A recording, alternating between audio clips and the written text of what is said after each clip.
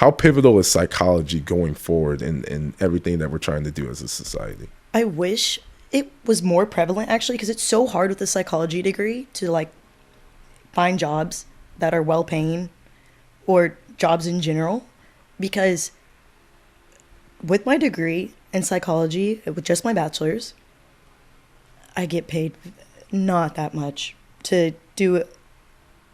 I was looking to be a like a child caseworker in a neglect and abuse unit, and the pay was just I my job title that I was applying for would be an investigator. So that means I would go into those homes and I would have to like investigate those situations and honestly say if those children can live in that home or not. And that gets paid less than a teacher. And in my mind, that seems like a very important job, but it just doesn't get paid. And so then it's like, okay, say I do want a higher paying job, a bachelor's degree isn't enough. You have to go for more. And I just wish that you could use your psychology degree in a more impactful. I got the degree and I think it is impactful, but I wish I could act on it in a stance where I felt like I was validated. I don't want to say like in my compensation and like pay, but like I feel like I would have been mentally drained and then on top of that worried about my bills. And so it's just like I wish the psychology world could open up more and like expand it in our society to just be like, okay, we need these jobs. They're important. Psychology is a huge field of learning about people's behaviors and emotional intelligence and why being positive is important. And the classes and like I took like intro to counseling classes and stuff like that. And just learning those basic knowledge, I thought helped me grow so much individually before it even helped me grow or like helped me with anyone else. It just, I learned so much more about myself and like my learning techniques and just all of that. And I feel like if everyone could see like how important that was for me and how much I grew just from going through that program, I feel like everybody would want to do it, honestly. But it's just like not many people do because of the extensive of how much of school you have to do and just of how little the pain of the job is. Like I wish our society would really like push for it and be like, hey, everyone should do it. It's an important field. Learning about yourself and others is important. And I wish everyone kind of understood that to the same level as like the importance of a teacher. I guess kind of going back to the mentoring aspect, what's advice you would give to a woman pursuing a professional career? So I would tell her to check her confidence level. Okay. And there's a whole, and this is probably not women, it's probably a lot of people who have that Yeah. imposter syndrome. And Oh yeah. sometimes we just don't feel like we're enough for something. And that will visit us all the time, like all the time. I don't think it ever goes away. But what I try to remember all the time is that, and I'm a believer in God. So if your faith is something different, believe in what you need to believe in. But I believe that greater who is in me than who is in the world. And so when I prepare for meetings or when I feel like, oh my God, I've got to meet with the CEO. I mean, I was with the CEO of a company yesterday and her and I were Oh just wow. chit chatting, and I'm always around people like that. And then even they call me and I'm like, sometimes I can't even believe like these are people that I consider friends or I like have Yeah. relationships with. It's so crazy to me. I think it's crazy. But I have to remember that God has me here for a reason. Yeah. I am enough.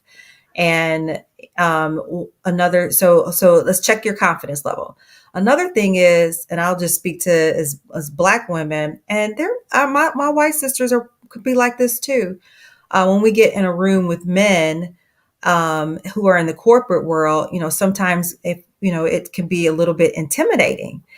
And and so I encourage women to continue, especially young women, to lean into that. It's not going to be comfortable at first, and it's not supposed to be, especially if you didn't grow up like that or have those same circles.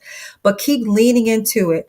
They are people. We are all people like anyone else. We all have families. We all went to school. We all are here for some, hopefully, a common purpose. If you're at a certain company, but lean Yeah. into that discomfort, and it will get comfortable. I tell you, my biggest fans, my biggest supporters are men who are not my complexion. Like, Yeah. it's just it's really done me well in my career, but I don't even think about Yeah. that anymore. I don't. Yeah. Okay. So Yeah. I wish there were more Yeah. diversity overall, Yeah. and hopefully we're getting to it, but I don't let that stop me. I thought that article was really interesting. I'm glad like we're gonna, talk about it now. And I think it's really important. And I think there's can be a lot of resentment, like in women. If you're making more money and you're doing the like brunt of the housework and you're taking care of everything, like you're making dinner every night, you're going grocery shopping, you're meal planning, you're the one who knows all the kids' schedules. I think there's a lot of pressure on women to, even though they're back in the workforce, to still be that figure, that person that's like keeping the household together in those aspects.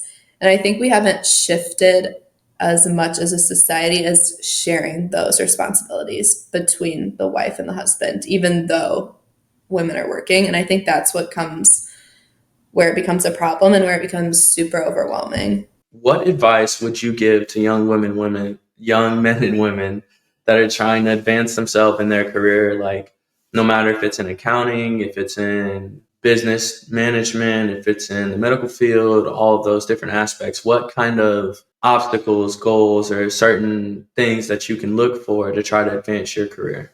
I think the biggest thing is to not be afraid to advocate for yourself. The group that I'm primarily working in now doesn't actually exist in the St. Louis office. So I kind of had to not fight, but just repeatedly ask, hey, I want to be doing this. I want to be doing this. I know I want to be doing this. Can I have more of this? Can you take me off these clients so I have more time to be staffed on this? And if you know what you want, just ask. It costs so much more money it costs so much money to hire a new person. Like think about it. There's, costs for going to the recruiting events, costs for posting applications on different sites, all the time it takes to go through multiple levels of review. A company, financially, it makes more sense if they have someone already working for them, to find them and put them in a spot that they're going to be successful than to go out and look for someone new. So if you know the opportunity is there, just don't be afraid to advocate for yourself. And then I think the second thing is don't diminish the little extra things. Like, sign up for that committee, go to the happy hours, do the things. Your connections that you make with people is going to help you so much more than to have this collective strength. So can you speak to the importance of being an active participant and nurturing of the community you live in? And furthermore, when and why did you deem it to be important for you to return home to pursue the implementation of change in Northeast Omaha? Yeah, and I really want to answer that second part first.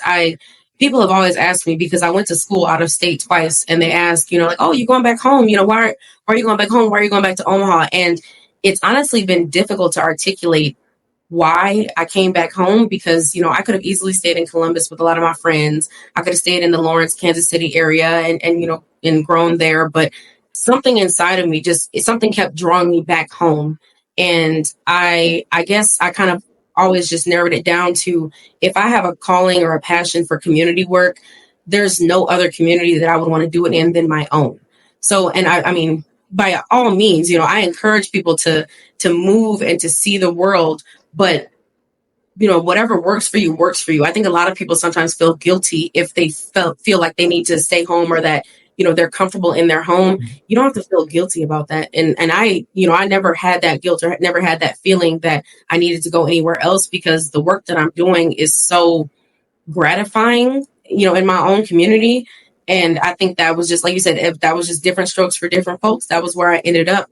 And that's where I feel like I'm thriving and doing really well. So I think it's been pretty inexplicable as to, why I came back to Nebraska or boomerang back and then stayed home. But it's just something that I can't fully put into words. I just felt like, okay, it was natural for me to just come back home and immediately fall into community work, fall into nonprofit work. But I will say, I think the reason it's so important for an individual to be an active participant in their community is to see the change that they are interested in. Like, be the change that you want to see is, it can be a cliche, but it's true. Folks have opinions, they have ideas, they have thoughts. And I'm not saying that you have to go, protest at your state house or, I mean, writing to your senators is a good idea. But I mean, if you actively say, I have identified this gap or this obstacle, this challenge that my community is facing, you are someone who can change that. And I think a lot of people feel stuck or they don't know how. You don't even have to have an incorporated 501c3 to just do good things. And I think people always kind of see, structural barriers, those kinds of things. But if you and a group of friends on a monthly basis want to go volunteer somewhere at a Boys and Girls Club, at a food bank, something like that, and just kind of learn the ropes and then kind of identify your space or your niche, then do that. And I think that it's so important to be an active participant in your community because we are the people who shape it. Like, if we don't speak up, closed mouths don't get fed. So if a need isn't being addressed or isn't being called out, or folks are ignoring it because they think nothing will ever change, the attitude that nothing will ever change is what keeps communities the same. So if you can feel like something can change, then you can enact that change. And even if you feel like, there's only a small group of us, those things will grow. Like, every single one of our community cleanups didn't have 50, 60, 100, 500 volunteers. There were some that only had 10. There were some that only had 5. But that day, we still collected a huge amount of trash. And then you would see this kind of outpouring of love on social media. And sometimes those are the people that don't know how to get involved or feel insecure, embarrassed. They don't know, they don't want to come alone, whatever that is. But being an active participant means kind of going through the ebbs and flows and just keeping faith that something will change. So, like, recently, our social media had a huge uptick in followers, and our Facebook page is now at 3,000, I think, followers or likes or whatever. And our Instagram is, getting close to 1,500. And it's been almost 4 years, but you just chip away, because once you have proof of concept and people see that you're there to stay, then they can engage. And so I think being an active participant in your community is just so valuable and important, because we all do have that power. We're more powerful collectively and together. That's why collaboration is so important. That's why we collaborate so often, whether it's, Black businesses as our vendors or as our sponsors, or, the D9 being, our core volunteer base. Like, collaboration is so important. And we all have these goals. We all have these things that we want to see happen in our communities. I mean, and being an active participant is the way that you make it happen. Because if you are on social media commentating, I like to always kind of say that some people are commentating their life. They're spectators to life. If you're a spectator, you're going to continue to be dissatisfied. If you engage in the gratifying work, you're going to feel so much better about your community, and you're going to feel more encouraged about your community. And I think those things go hand in hand.